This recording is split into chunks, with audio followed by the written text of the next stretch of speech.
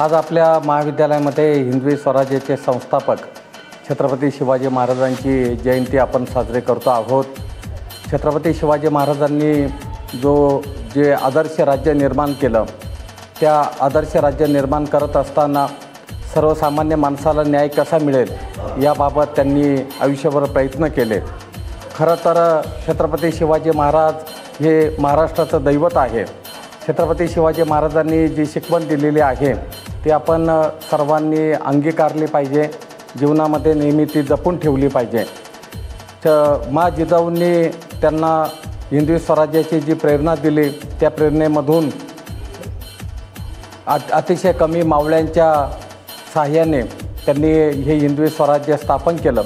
छत्रपती शिवाजी महाराजांना अतिशय अफाट अशा प्रकारची बुद्धिमत्ता लाभलेली होती आणि अष्टप्रधान मंडळाच्या सहकार्याने अतिशय चांगलं प्रशासन त्यांनी निर्माण केलं आणि या भूमीमधील, या रयतेमधील सामान्यातल्या सामान्य माणसाला न्याय कसा मिळेल यासाठी आयुष्यभर संघर्ष केला। आपल्या सगळ्यांना विदित आहे की महात्मा फुले यांनी प्रथमतः छत्रपती शिवाजी महाराजांची जी समाधी आहे ती शोधून काढली। छत्रपती शिवाजी महाराजांवरती पहिला पोवाडा लिहिला।